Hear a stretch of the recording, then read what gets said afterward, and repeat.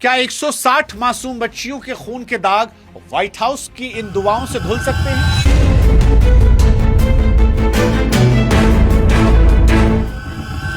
I pray for your grace and your protection over him. क्या वो ईरानी नौसैनिकों की चीखें जिन्हें बिना हथियार के समंदर में कत्ल कर दिया गया था, इन प्रार्थना सभाओं के शोर में दब जाएंगी?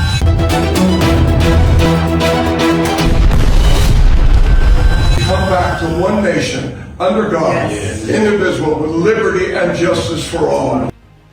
वो अमेरिका जो कल तक ईरान को धार्मिक पागलों का मुल्क कह रहा था, आज जब व्हाइट हाउस में वो खुदा की इबादत कर रहा है, तो दुनिया ने यह सवाल पूछा कि क्या यह वाकई में दुआ है या डॉलर को जो झटका लगा है, अपने मुल्क में जो विरोध शुरू हुआ है, उसके खौफ की यह गूंज है। दुनिया पूछ रही है कि ईरान के सरेंडर ना करने के जज्बे ने क्या महाशक्ति अमेरिका को टोने टोटके पर लाकर दुआ और ड्रामा करने पर मजबूर खड़ा कर दिया है? और अगर यह दुआ सच्ची है तो क्या यह वाकई में ईश्वर की भक्ति है या वो जघन्य अपराध जो 7 से 10 साल की मासूम बच्चियों को मारकर अमेरिका ने स्कूल में किया था, उसके लिए ऊपर वाले को अपॉलजी है? आज इजराइल अमेरिका वर्सेस ईरान युद्ध के जो वीडियोस आते हैं, एआई वाले असली लगते हैं और असली वाले एआई लगते हैं। जैसे पहली नजर में यह वीडियो हमको एआई लगा था, लेकिन यह वीडियो सच है और यही इस युद्ध की सबसे कड़वी हकीकत है। नमस्कार, मैं हूं शुभांकर और इजराइल अमेरिका युद्ध लगातार हम कवर कर रहे हैं। लेकिन एक हफ्ते बाद जब डोनाल्ड ट्रंप मुस्कुराने, कॉन्फिडेंस, एटीट्यूड, स्वैग दिखाने की जगह पर अपने पादरियों के साथ दुआ मांगते नजर आए, तो बहुत सारे सवाल लोगों के जहन में आ गए। आज इस वीडियो में इन सवालों को हम डिकोड करने की कोशिश करेंगे, लेकिन हमारी आपसे गुजारिश है कि आप भी हमारे व्हाट्सएप चैनल से जुड़िए। आप जितनी बड़ी संख्या में जुड़ेंगे उतना हमें मोटिवेशन मिलेगा और आप तक वीडियोस लाने के लिए कमेंट सेक्शन, डिस्क्रिप्शन में हमने लिंक जो है व्हाट्सएप चैनल का वो दे रखा है। अब शुरुआत है कि क्या ट्रंप साहब जो है वो ईरान को वेनेजुएला समझने की ऐतिहासिक भूल कर बैठे? देखिए, डोनाल्ड ट्रंप जब किसी भी युद्ध में जाते हैं तो उनके दिमाग में बड़ा सिंपल फॉर्मूला होता है।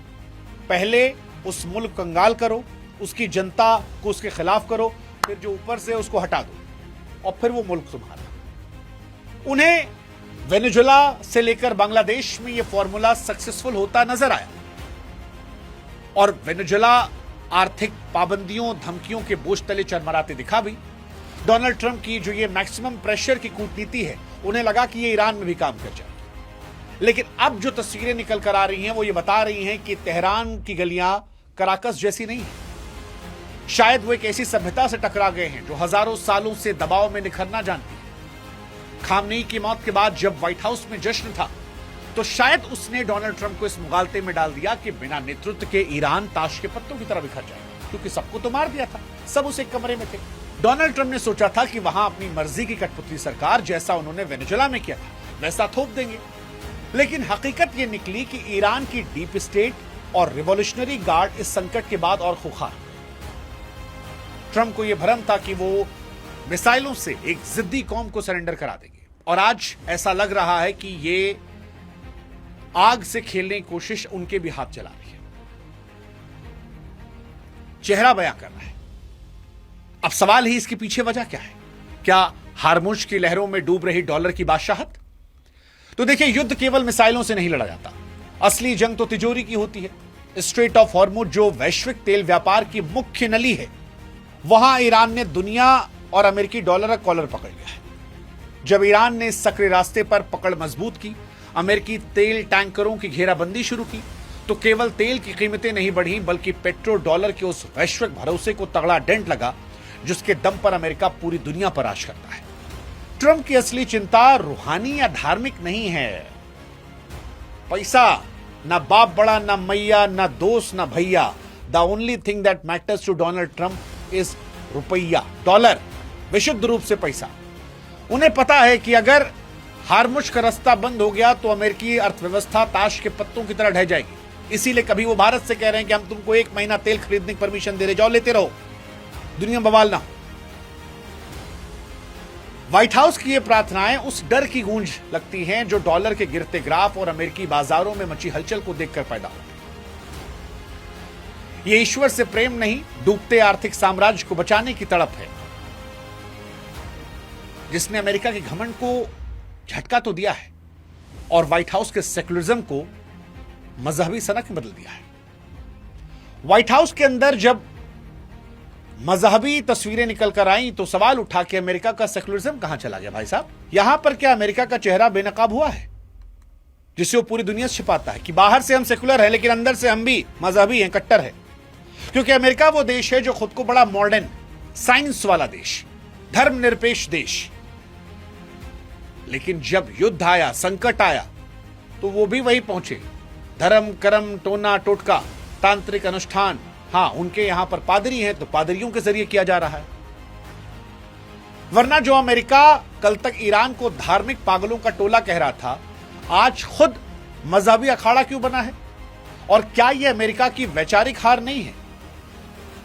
क्योंकि जो अमेरिका दूसरों को धार्मिक कट्टर तालिबानी कह रहा था, वो आज खुद व्हाइट तालिबान बन गया है, व्हाइट कट्टरपंथी देश।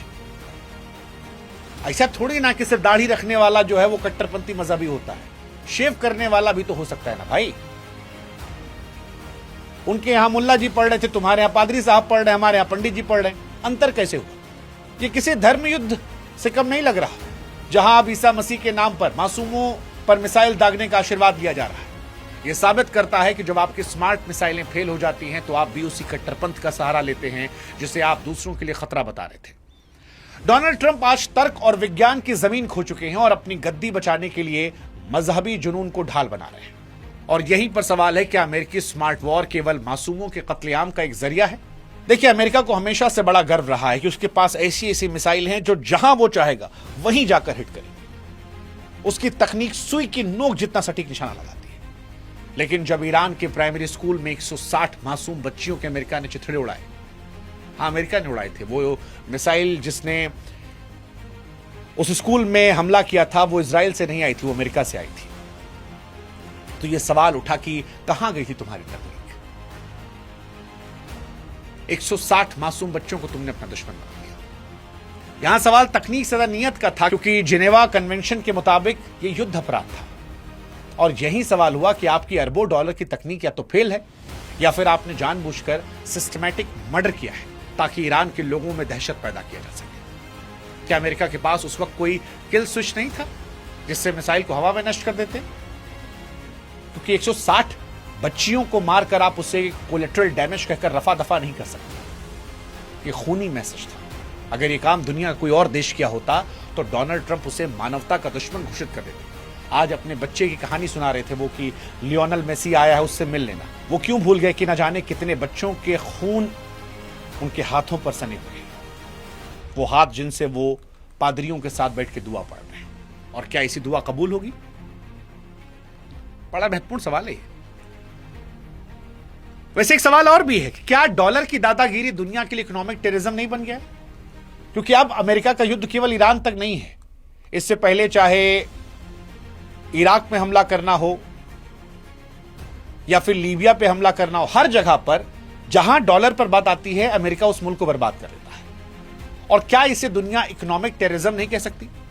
अमेरिका अपनी डॉलर की शक्ति का इस्तेमाल एक फंदे की तरह कर रहा है जिससे वो भारत जैसे देश में संप्रभुता के अधिकारों का अपहरण कर ले। ट्रंप ईरान पर पाबंदी लगाते हैं, वेनेजुएला पर लगाते हैं, कहते हैं रूस से तेल मत खरीदो। अब जब ट्रंप ये इकोनॉमिक टेररिज्म करते हैं तो इससे दुनिया में असर पड़ता है, हमारी जेब पर असर पड़ता है। ये ग्लोबल दादागिरी का क्या सबसे क्रूर चेहरा नहीं है कि वॉशिंगटन में बैठा एक आदमी तय करता है कि हमारी आपकी रसोई का बजट क्या होगा? ट्रंप का युद्ध केवल ईरान की सेना से नहीं है बल्कि दुनिया के हर उस आम आदमी से है जिसकी थाली की रोटी अब अमेरिकी सनक की वजह से महंगी हो रही है। यह आर्थिक आतंकवाद अब उन देशों को भी सोचने पर मजबूर कर रहा है जो कल तक अमेरिका के वफादार थे। और भारत में भी अमेरिका को बड़ा प्यार मिला है, लेकिन अब सोचने वाली बात है कि क्या अमेरिका की जलाई आग अब हिंदुस्तान के घरों में नहीं पहुंच रही? हिंदुस्तान के स्वाभिमान को नहीं ठेस पहुंचा रही? हिंदुस्तान के आत्मसम्मान को नहीं ललकार रही? और अगर ललकार रही तो अमेरिका के हम चीयर लीडर क्यों बने हैं? क्यों हमारे यहां अमेरिका को लेकर हवन हो रहे हैं? कौन ये क्यूट लोग हैं भाई? खैर, डरे ट्रंप भी है। घर के अंदर से विरोध हुआ है, ईरान के पलटवार ने उनको डराया है। डोनाल्ड ट्रंप को लगता था कि उनकी धमकियों के बाद ईरान के आसमान में सिर्फ अमेरिकी ड्रोन लहराएंगे, लेकिन हकीकत ने पानी पिलाया है। ईरान ने अपनी एसिमेट्रिक वॉरफेयर रणनीति से अमेरिका के भारी भरकम सैन्य तंत्र को उलझाया है, लेकिन ट्रंप का असली डर उनके घर के अंदर से आ रहा है। अमेरिका की जनता अब वियतनाम की तरह अपने बच्चों को किसी दूसरे देश की सड़क के लिए मरते नहीं देखना चाहती। महंगाई और बेरोजगारी से जूझती अमेरिकियों के बीच भी इस युद्ध ने ट्रंप के खिलाफ एक गुस्सा पैदा किया है और व्हाइट हाउस में हो रही दुआएं उस डर की गूंज है जो वॉशिंगटन की सड़कों पर एंटी वॉर प्रदर्शनों से पैदा हुई। ट्रंप घिरे हैं, बाहर से ईरान की मिसाइलें चुनौती दे रही हैं, अंदर से उनका अपना वोट बैंक खिसक रहा है। उनका गिरता हुआ आत्मविश्वास भी उन्हें पादरियों के पैर छूने पर मजबूर कर रहा है। उधर ईरान ने साबित किया कि तकनीक कितनी भी ऊंची हो, अगर सामने वाली कौम अपनी मिट्टी के लिए मरने को तैयार है तो महाशक्ति के पांव भी कांपने लगते हैं। ट्रंप की प्रार्थनाएं इसलिए भी हैं क्योंकि उनके अत्याधुनिक हथियार अब जवाब दे रहे हैं और जनरलों के पास ईरान के जिद्दी प्रतिरोध का कोई तोड़ नहीं बचा। वो समझ नहीं पा रहे कि उगले या निगले। लेकिन एक सवाल जो उन्हें समझना चाहिए और जो दुनिया पूछेगी कि क्या एक अपराधी की प्रार्थना 160 मासूमों के खून का हिसाब दे पाएगी? क्योंकि ईरान में जो 160 बच्चियों की मौत हुई वो इस युद्ध का सबसे शर्मनाक हिस्सा है, निहत्तों की बलि। ईरान के स्कूल में मरी मासूम बच्चियों, ईरानी नौसेना के उन जवानों का कसूर क्या था जिन्हें बिना हथियारों के समंदर में मार गिराया गया? और क्या निहत्तों का शिकार करना सुपर पावर की पहचान है? आज व्हाइट हाउस में बैठकर जो लोग सजा याफ्ता अपराधी के लिए हाथ जोड़कर खड़े हैं, क्या वो भूल गए कि उस शख्स के दामन पर बेगुनाहों के खून के दाग हैं?